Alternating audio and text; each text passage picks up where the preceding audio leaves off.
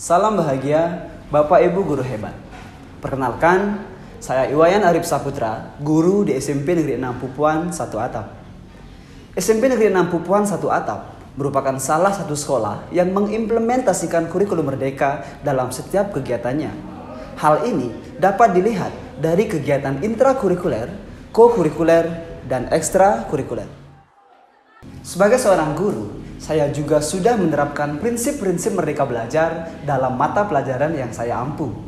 Tentunya dengan harapan murid saya mendapatkan pembelajaran yang berkesan dan tujuan pembelajaran dapat tercapai.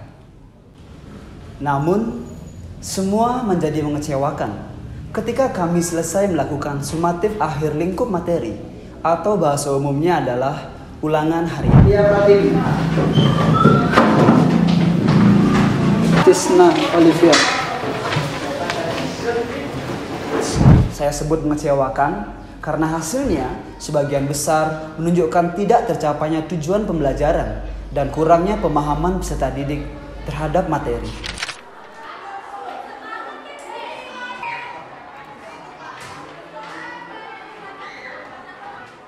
Saya sering merefleksikan diri, mengapa hal ini bisa terjadi?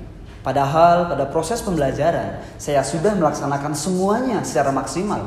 Apakah saya tidak bisa mengajar? Hingga timbul pertanyaan, apakah murid tidak menyukai mata pelajaran yang saya ajar?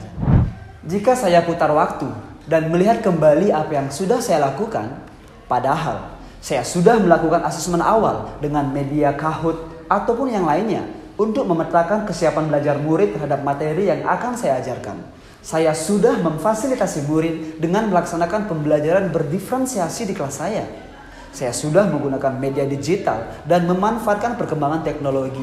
Misalnya dengan cara membuat media interaktif seperti game, menyelipkan ice breaking, dan semua hal terkait pemenuhan terhadap kodrat alam dan kodrat zaman peserta didik. Namun mengapa setiap saya melaksanakan tes tulis untuk mengukur pemahaman peserta didik, hasil asesmen sumatif akhir lingkup materinya selalu mengecewakan?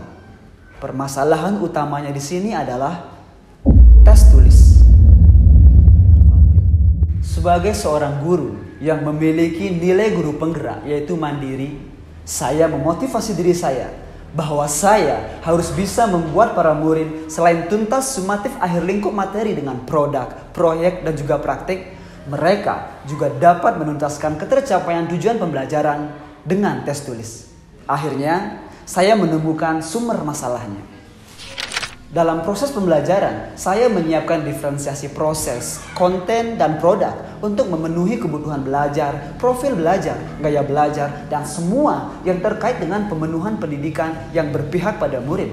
Tapi mengapa saat melakukan asesmen sumatif akhir lingkup materi atau ulangan harian, saya melupakan prinsip diferensiasi ini?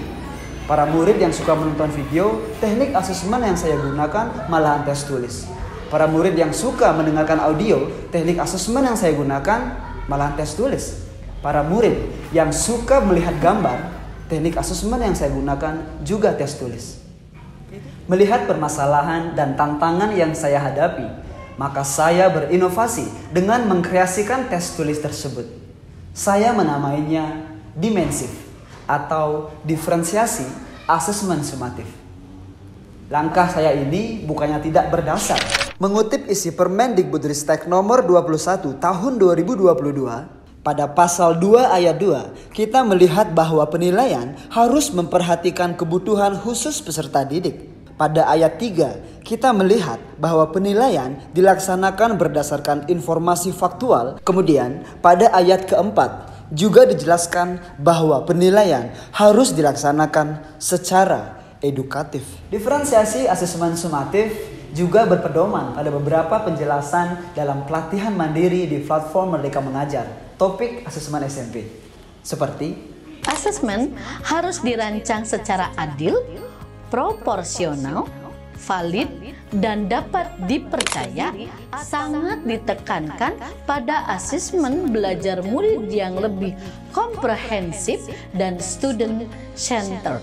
Ibu bapak bisa memberikan keleluasaan pada murid untuk menentukan hal seperti apa yang bisa menjadi bukti kemajuan belajar mereka. Jadi, tunggu apa lagi?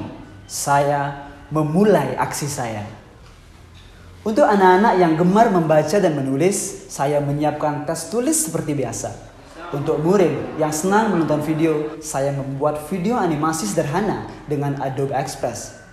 Untuk murid yang senang mendengarkan audio, saya membuat audio menggunakan Filmora 11. Dan untuk murid yang senang dengan media interaktif, saya membuat sumatif berbasis permainan dengan memanfaatkan Quizzes, Kahoot, atau Wordwall. Dan untuk pendistribusiannya, agar lebih efektif dan efisien, saya memanfaatkan fitur microsite pada SID.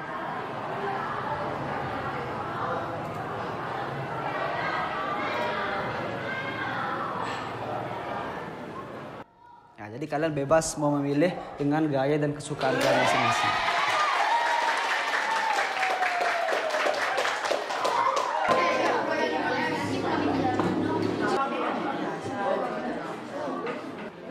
Bupa Weda merupakan bagian dari kitab Semerti yang menggunakan bahasa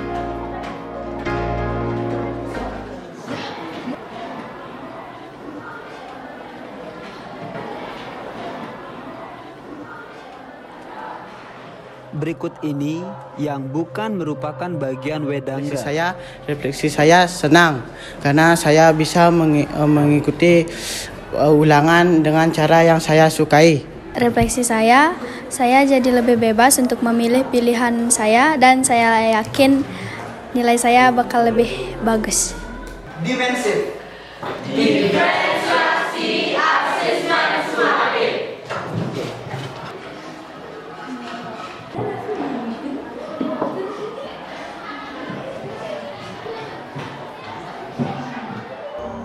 Bapak Ibu guru hebat, hasil dari praktik baik yang sudah saya lakukan antara lain peserta didik merasa bebas mengerjakan asesmen dengan cara yang mereka sukai, sehingga hasil akhirnya adalah pemahaman yang lebih meningkat terhadap materi yang diajarkan.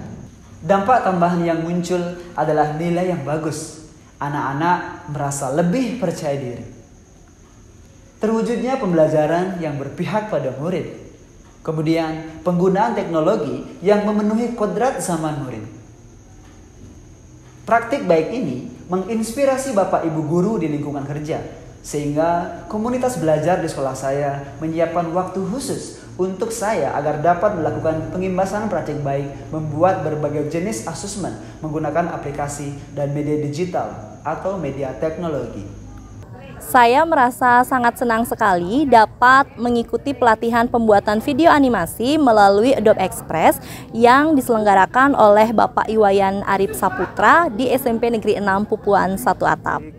Semoga apa yang dibagi saya selaku guru PJOK bisa terus berkolaborasi dan berkelanjutan dan bermanfaat. Tersebut, saya akan memanfaatkannya untuk memvariasikan proses pembelajaran saya di kelas sehingga saya bisa memberikan pembelajaran yang lebih berpihak kepada murid dan bisa menciptakan rasa yang nyaman pada saat murid belajar.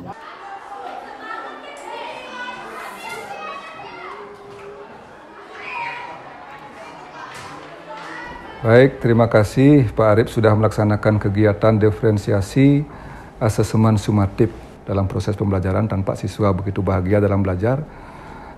Kenapa tidak bisa kita juga membahagiakan dalam konteks penilaian? Penilaian itu dilakukan dengan video animasi, dengan sound kekinian, kemudian dengan tes tertulis juga ada, sehingga sesuai dengan kesenangannya murid. Nah, kalau guru sudah bisa memenuhi itu, hasil yang didapat pun valid. Terima kasih. Bapak Ibu guru hebat, ini hanya contoh langkah kecil saya dalam memberikan pelayanan terbaik untuk para murid. Saya yakin Bapak Ibu guru semua sudah melakukannya dengan versi masing-masing. Mari melangkah bersama, mari berkolaborasi. Karena dengan ilmu pengetahuan kita menuju kemuliaan. Semoga terinspirasi.